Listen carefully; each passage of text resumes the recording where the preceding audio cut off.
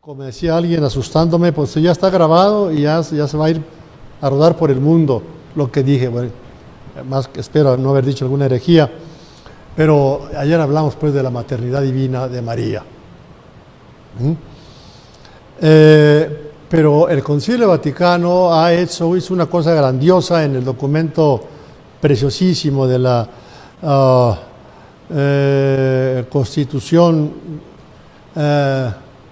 Gaudium et Spes, ¿sí? El capítulo 8, ¿sí estoy bien? ¿Está usted chiviando, padre? La primera gran constitución del Concilio Vaticano, en el capítulo 8, dedicado a la Virgen María, hace una anotación muy importante. Presenta a María en el misterio de Cristo y en el misterio de la Iglesia. En el misterio de Cristo y en el misterio de la Iglesia. Había habido, por razones históricas y todo, una especie de separación, aún dentro de la Iglesia Católica, de separar a María de Cristo. A veces hasta un culto a María un poco en paralelo a Cristo, lo cual en el protestantismo causó mucho revuelo, muchas dificultades y hubo un maximalismo mariano que nos planteaba ciertos problemas. Muchos padres del concilio querían un documento específico de María y un nuevo dogma mariano, pero Pablo VI había tomado las riendas y pudo frenar muchas cosas y después frenar los excesos, porque el péndulo se fue hacia otro lado. Entonces, el concilio sitúa a María donde ella estuvo siempre, en el contexto de Cristo, íntimamente unida a Cristo y en el caminar en la peregrinación de la Iglesia. La Iglesia, confortado por la presencia de Cristo, siempre estaré con ustedes, camina en el tiempo hacia la consumación de los siglos y va al encuentro del Señor que viene, que está viniendo a nosotros constantemente. La nuestra es una peregrinación y la vida de María fue también una peregrinación y como lo dice el padre Schillebeeckx, María gastó toda su vida en una fuerte prueba de fe. Constantemente. No creo que para ella fuera muy fácil estar al pie de la cruz, donde su hijo desnudo estaba colgado y agonizando. No nos imaginemos que María sabía todo, que comprendía todo. No, estaba también envuelta como el hijo mismo, envuelta en una noche negra. Está ahí.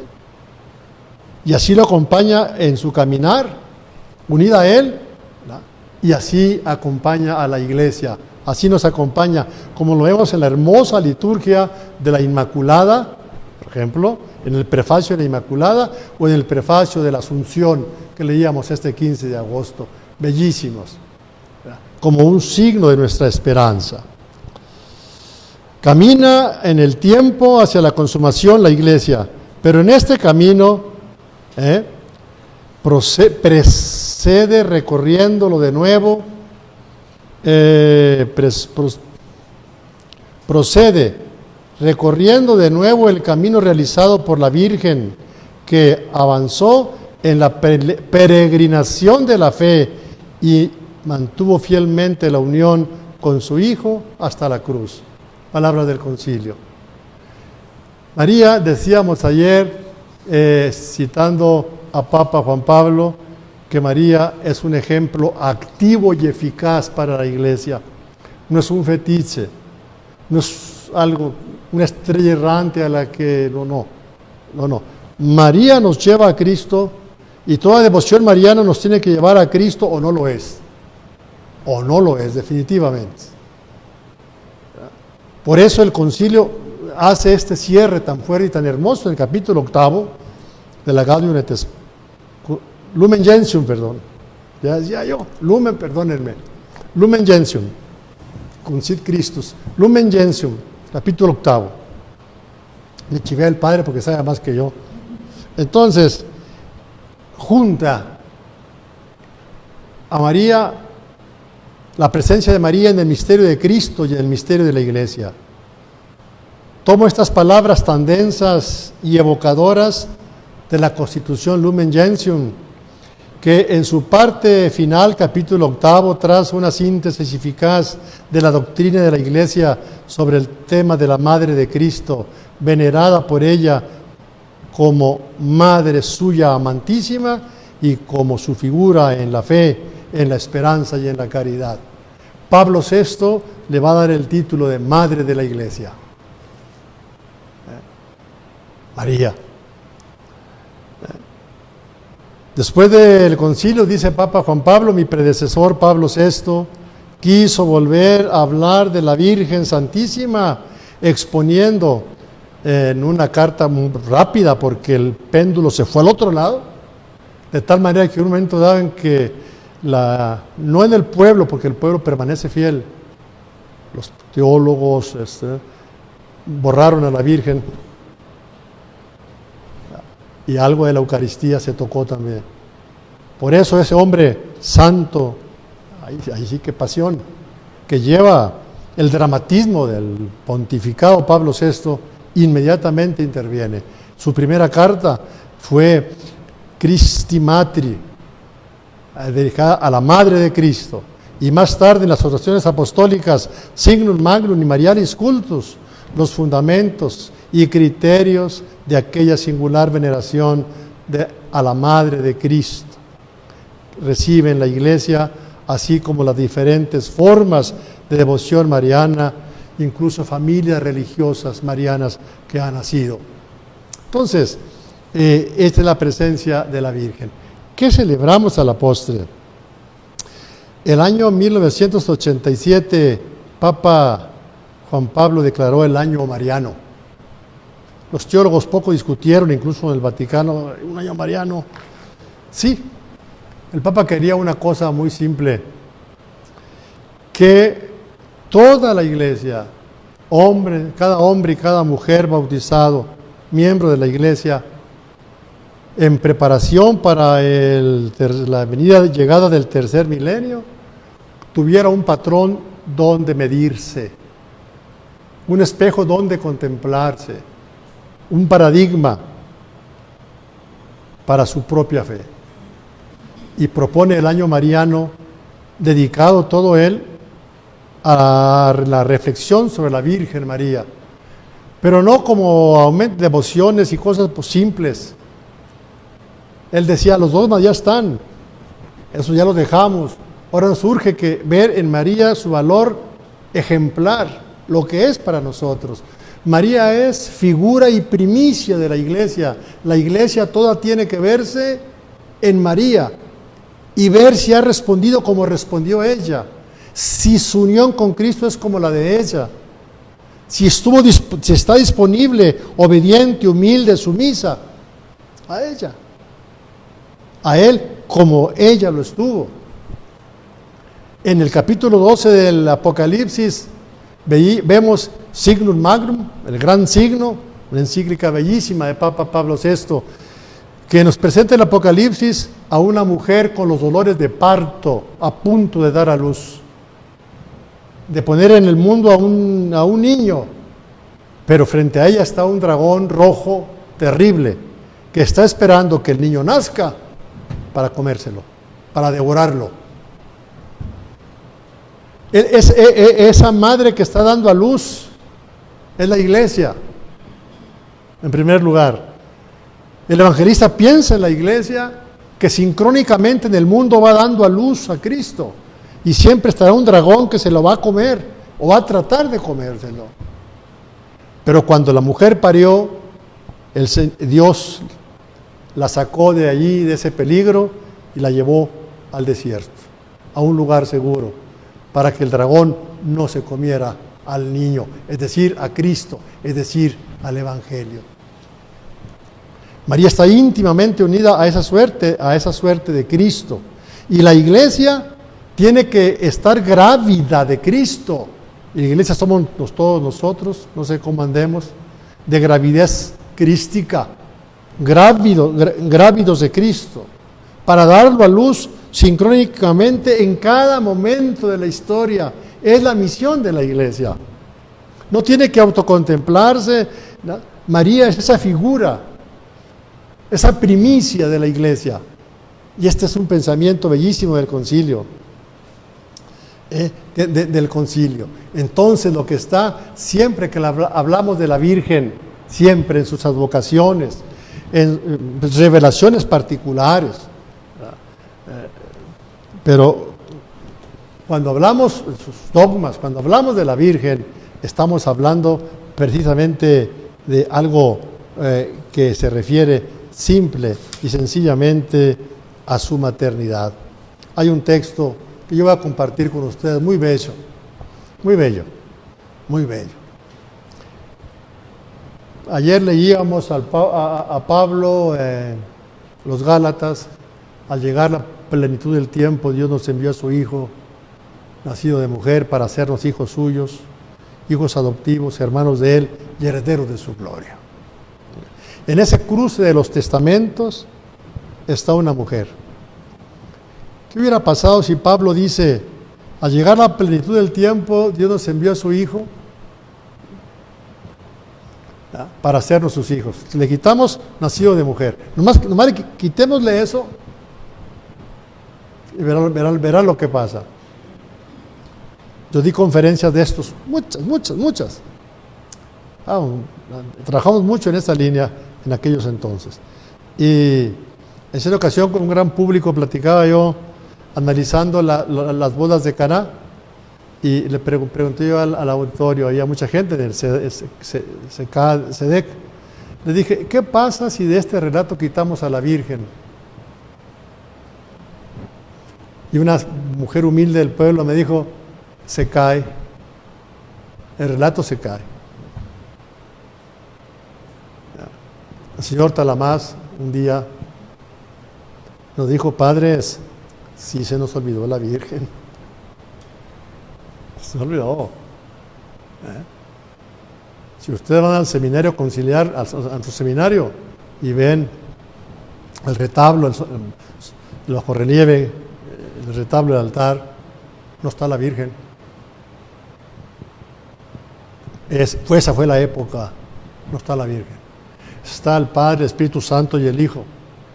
Ah, caray, ¿y el Hijo cómo apareció? ¿Verdad? Oigamos estas bellísimas palabras del Papa Pablo VI en un discurso en el santuario en Bonaria, en Cagliari, en 1970. Se preguntaba en su discurso el Papa Pablo VI, ¿y cómo ha venido Cristo entre nosotros? Primero hace un exordio grande, ¿verdad?, de todo Cristo como respuesta a los anhelos más profundos del hombre, etcétera, etcétera, etcétera. Pero ¿cómo ha venido Cristo entre nosotros? ¿Ha venido por sí? ¿Ha venido sin alguna relación, sin cooperación alguna por parte de la humanidad? ¿Cómo ha llegado a nosotros? Puede ser conocido, comprendido, considerado, prescindiendo de las relaciones reales, históricas, existenciales, que necesariamente implica su aparición en el mundo. Yo siempre, mis fieles me han oído, pero algunos miles que nos oyen por estos medios, les digo, en la saga de Superman trae su jiribilla. Trae su jiribilla, no crean. Y es una película, sobre algunas de ellas, a mí me gustaron mucho, las últimas. Muy interesante, la saga es muy interesante, pero trae jiribilla. ¿Cómo llega a nosotros? Primero, ¿por qué llega a nosotros este chamaquito? Este niño que cae en la tierra. Viene de un planeta lejano porque aquel planeta se destruyó y allá tiene un padre. ¿Sí? Ese padre lo mete en una cápsula espacial, protegido, y lo manda a la Tierra. Así llegó Superman. Superman no tuvo contacto con nosotros, quiero decir, con la naturaleza humana. Afortunadamente cayó en Estados Unidos, si no, Cayó en México y la cosa hubiera sido un poquito diferente. Pero cayó en Estados Unidos el chamaquito. Muy interesante la saga, la película esa, ¿no? Y el chamaquito poco a poco va descubriendo que él pues, tiene poderes muy raros. El primero es cuando su padre quiere desponchar una llanta, una troquita muy vieja, años de la guerra, por allá sería, y va a buscar un gato para levantar la troca y el chamaquito la levanta así, para que quite la llanta. Se va poco a poco dando cuenta de quién es él. Y en un mensaje así, lento, subliminal, de bajo impacto, que quiere decirnos, así fue Cristo. Todo lo demás quítenselo. Algo así fue. Cristo vino a nosotros como ese niño Superman. De eso estamos hablando, hermanitos queridos. Cuando hablamos al cristianismo alto, no las sectas fast track y hechas en casa, pues, no traen este problema. Cuando hablamos de la Virgen, si queremos quitar a la Virgen, híjole, qué problema se va a generar. El misterio de Cristo está marcado por designio divino de participación humana, dice el Papa Pablo VI. Él no cayó como Superman. Está marcado por designio divino de participación humana. Él ha venido entre nosotros siguiendo el camino de la generación humana, excepcional, sin intervención de varón. Pero el embarazo, la gestación, se llevó a cabo. Ha querido tener una madre, ha querido encarnarse mediante el misterio vital de una mujer, la mujer bendita entre todas las mujeres. Nada más. Hablamos de otra cosa. El Cristo del que se habla en el protestantismo difiere un tanto cuanto del que se habla en el catolicismo. En Navidad el protestantismo norteamericano, grandes conciertos de Bach, y luego todos cantan el aleluya y nada más. Pero no está María, no está José, no está el pesebre, no hay familia, no hay eso que tenemos nosotros. Se pierde. Así pues, esta no es una circunstancia ocasional, secundaria, insignificante. Ella forma parte especial y para nosotros, hombres, importantísima, bellísima, dulcísima del misterio de la salvación. Eso es María. Por eso la veneramos en el misterio de su infancia, como aquí se está riendo. La veneramos en todos los nombres que le ha dado el amor, como la veneraban los antiguos en las comunidades de Jerusalén, tierra virgen. Es la tierra que recibe la semilla del Verbo. Así una tierra preparada, húmeda, lista. En esa tierra cae la semilla del Verbo, la semilla del Padre, el Verbo eterno, para florecer. Terra Virgine es un texto conocido a los padres del Franciscanum de Jerusalén, 2 volúmenes, una obra estupenda sobre la devoción a la Virgen en las primerísimas comunidades del mismo de Jerusalén, ni siquiera en el mundo griego o palestino, ni siquiera, sino en Jerusalén. Es muy hermoso, bellísima, dulcísima del misterio de la salvación. Cristo para nosotros ha venido de María, o no ha venido, de ese tamaño. ¿Cómo tenemos también en nuestra pastoral, en nuestra devoción particular de sacerdotes, en nuestras parroquias, y la tenemos, cuántas advocaciones en nuestras parroquias a la Virgen? No la podemos olvidar, pero sí necesitamos conocer más, un poquito más, una teología mariana más seria, más seria, vamos a dejarla así. Lo hemos recibido de hecha, lo encontramos como flor de la humanidad abierta sobre el tallo inmaculado y virginal de María. Así ha germinado esta flor. Dante, el paraíso. Está citando al Dante, el Papa Pablo VI. Así ha nacido en este tallo inmaculado y virginal de María, ha germinado esta flor que es Cristo. Es de lo que hablamos. 1000 nombres le ha dado el amor. Cada país, todo nuestro continente es un rosario, una cadena mariana. Desde el rosario en la Patagonia, Nuestra Señora de los Buenos Aires, Asunción, todos los nombres de la Virgen en las ciudades, en nuestra patria, toda la Baja y la Alta California, hasta Los Ángeles, hasta Nuestra Señora de los Ángeles, California. Tenemos por la herencia española ese espíritu maternal. Por eso queremos a nuestras madres. Si Dios mandó a su Hijo, nacido de una mujer, se deduce que el don de sí mismo al mundo pasa a través del seno de una mujer, y que el seno de una mujer en él está la salvación del mundo. La salvación del mundo está en el seno de una mujer, o de dos mujeres, de una mujer. Cuando Isabel y María se encuentran, la salvación está en el seno de aquellas mujeres. ¿Cuánto hay que decir ahorita para esto? Benditas las mujeres. Un seno de mujer, el de María, se convierte en el lugar de la bendición más alta concedida por Dios al mundo. Con razón Isabel, llena del Espíritu Santo, puede exclamar, dirigiéndose a María: bendita tú entre las mujeres y bendito el fruto de tu vientre.